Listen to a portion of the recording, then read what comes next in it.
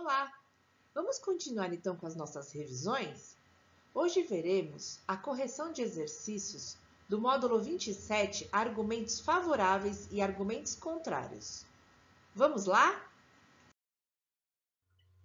Na aula passada, foi solicitado que vocês escrevessem uma dissertação argumentativa, se posicionando sobre a reprodução de cópia de texto, em substituição ao próprio texto.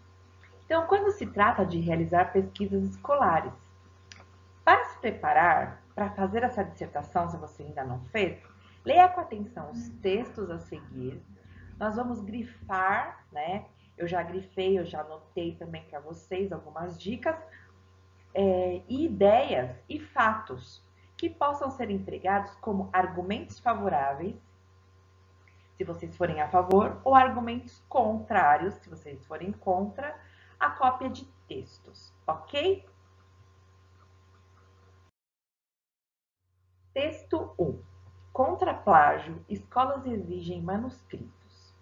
Colégios obrigam alunos a entregar trabalhos à mão para evitar o uso de textos retirados de site. Importante meio de pesquisa para os alunos, a internet também se tornou um bom instrumento para os que buscam vida fácil na escola. Pego todos os meus trabalhos lá, nem leio. Só preciso fazer uma capa, conta Augusto, 16 anos, que está no segundo ano do ensino médio de uma das maiores redes de colégio de São Paulo. Por que faz isso? Preguiça, diz ele. Vida fácil porque a internet popularizada desaparece parte das centenas de alunos que se acotovelam em bibliotecas e em busca de bibliografia para entregar os trabalhos. Eles migraram para salas onde há computadores ligados na rede, uma fonte farta de futuros trabalhos. Casos como esse ficaram tão comuns que obrigaram as escolas a mudar a forma de cobrar os trabalhos dos alunos. Para evitar a simples cópia de textos dos sites, vale até voltar ao passado, exigindo que os alunos gastem a caneta para entregar atividades manuscritas, o popular à mão. Texto 2. Nas escolas particulares de São Paulo, internet substitui livros. Muitos jovens passaram a fazer todas as pesquisas da escola na web. Abrir um livro, procurar um tema no índice, ler algumas páginas sobre um assunto e fazer um trabalho para a escola. Com a facilidade da pesquisa na web, os adolescentes admitem que, na maioria das vezes, passam longe dos livros para fazer as pesquisas pedidas pelos professores. A maioria, ou quase todos, usa a internet para fazer pesquisas porque é mais prático. Você digita a palavra-chave e acha o que está procurando, afirma a estudante Ana Cláudia. Para o aluno Rodrigo, que estuda no mesmo colégio, a internet pode ser uma boa ferramenta para estudo, desde que o jovem saiba onde procurar. Eu uso o Google quando eu quero algo mais geral. Para uma pesquisa escolar, eu uso sites de jornais e revistas, explica. O jovem defende que a internet deve ser usada como algo a mais, e não como única fonte de informação. A prática de apenas copiar o conteúdo da internet é difundida entre os estudantes. Eu faço pesquisa para o colégio, costumo copiar e colar. Também pego resumo dos livros, admite César. Mas ele sabe que a prática prejudica o aprendizado. Nem dá para entender muito, afirma. Por outro lado, há jovens que não confiam nas informações encontradas em sites de busca na web. Eu pego a informação e, como não sei se está certo, eu confirmo em um livro, diz o estudante Pedro. Texto 3. O problema do Ctrl+C e Ctrl+V nos trabalhos escolares preocupa. Na era do acesso, há uma quantidade imensurável de informação, disponível na palma das mãos. As artimanhas dos estudantes para tentar se dar bem em um trabalho escolar também evoluíram junto com a tecnologia. Para quem está em sala de aula, essa situação é uma realidade, dependendo da escola, da turma, da faixa etária e do tipo de trabalho exigido. A incidência do Ctrl+C e Ctrl+V muda, mas a prática não deixa de existir. Muitos alunos recorrem à internet para, literalmente, em seus trabalhos não terem trabalho, diz Anderson Favero Rodrigues, professor de língua portuguesa. Essa realidade também aponta que a maioria dos estudantes ainda precisa compreender qual é a forma correta de se fazer uma pesquisa.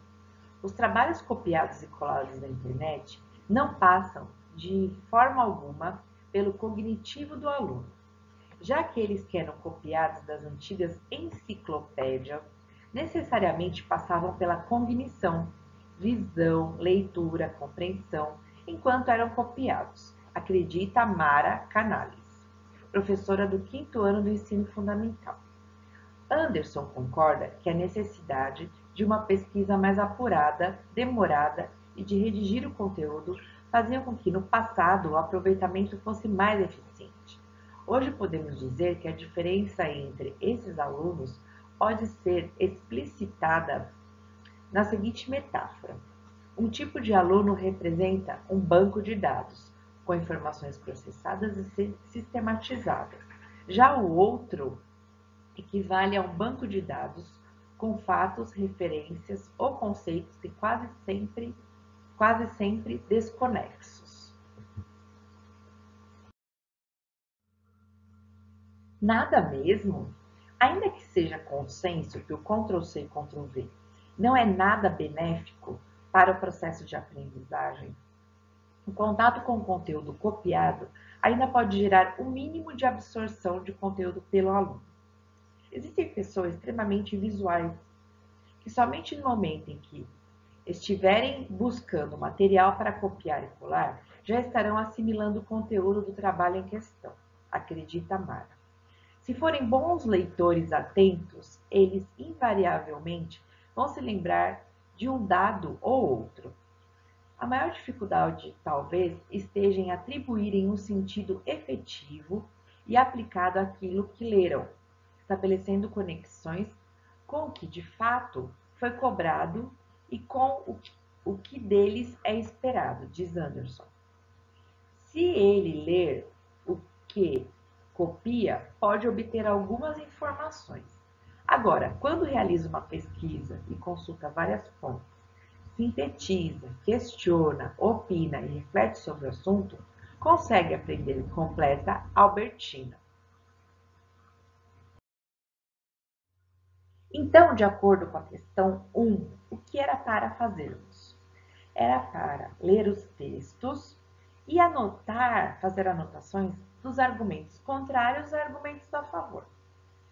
A cópia de textos, né? Então, o que nós temos aí de um apanhado de argumentos contrários de todos os textos?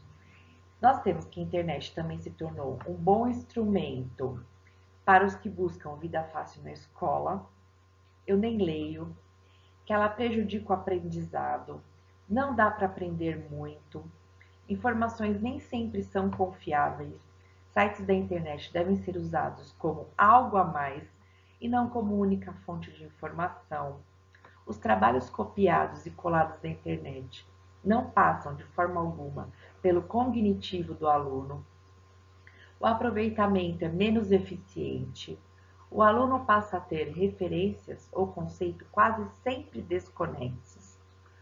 Maior dificuldade em talvez atribuir um sentido efetivo e aplicado àquilo que se lê e de estabelecer conexões com o que de fato foi cobrado e com o que deles é esperado. Só quem consulta várias fontes, sintetiza, questiona, opina, reflete sobre o assunto, que consegue realmente aprender o conteúdo. Argumentos que são favoráveis à cópia. É quando diz que importante meio de pesquisa para os alunos na internet, é mais fácil, é mais prático, você digita a palavra-chave e já acha o que está procurando, que é uma boa ferramenta para o estudo, desde que o jovem saiba onde procurar. Pode ser usada como algo a mais. Quantidade imensurável de informações. Disponível na palma das mãos, até no celular, né? Contato com o conteúdo copiado ainda pode gerar um mínimo de absorção de conteúdo pelo aluno. Pessoas extremamente visuais,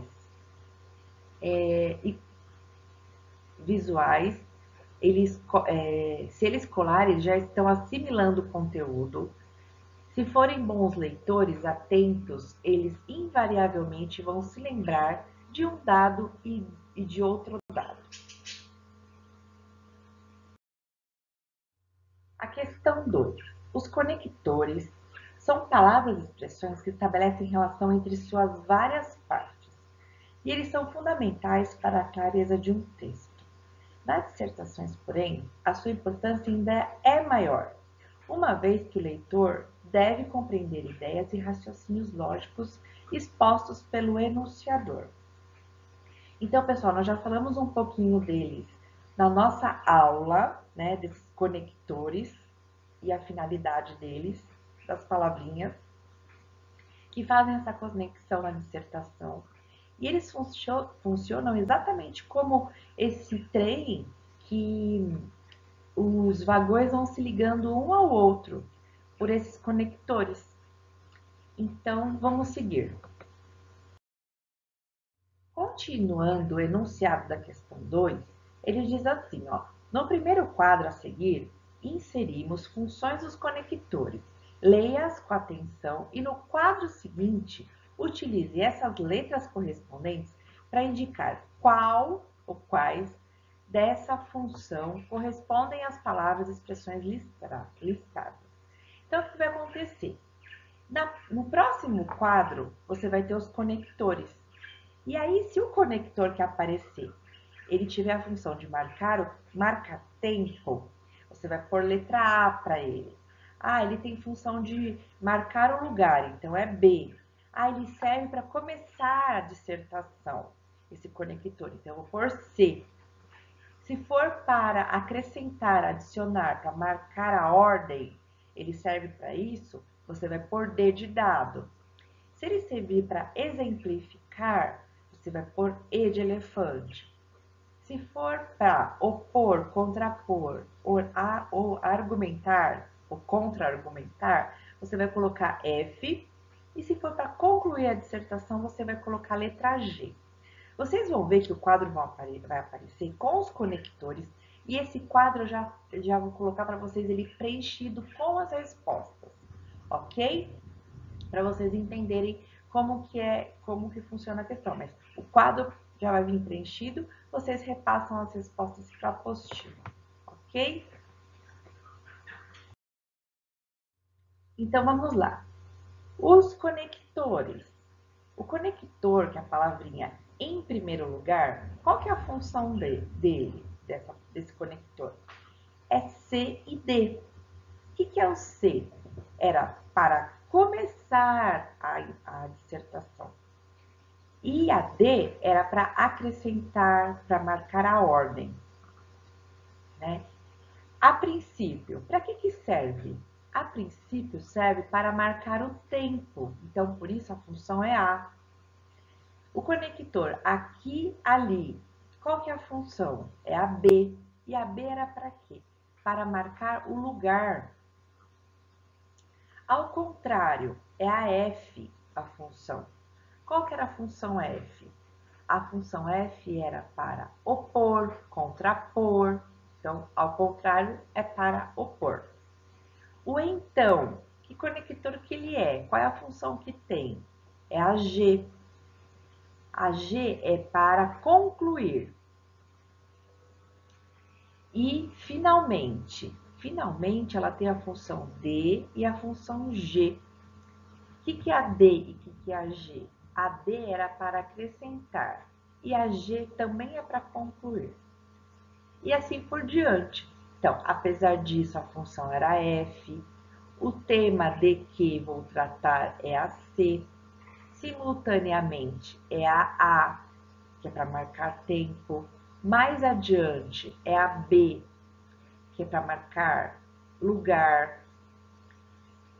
Para ilustrar, é a E, que é para, no caso, exemplificar. Por outro lado, é a F. Falaremos de, é a C. Mesmo assim é a F. Para resumir é a G. Há diferentes opiniões é a C, que é para vocês começarem, né, a C. Mais tarde é a A. Em outros lugares é a B.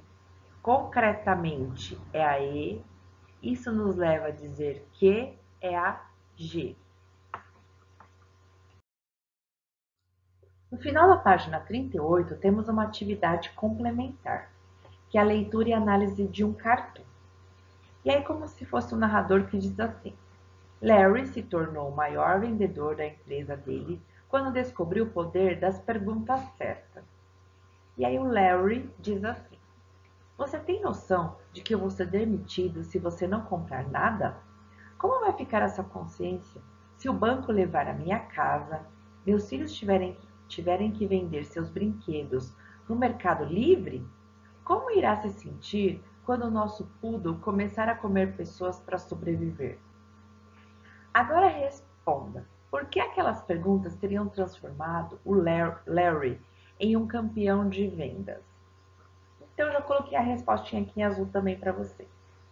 Nesse cartoon, as três perguntas têm a função de despertar um sentimento de compaixão na cliente dele, levando a comprar o produto, uma vez que só assim ela poderia se livrar da culpa pelos problemas que a negativa dela causaria para o vendedor e toda a sua família. Muito obrigada por acompanhar a revisão da correção de exercícios. Nos vemos então em nossa próxima videoaula. Um grande abraço carinhoso e até!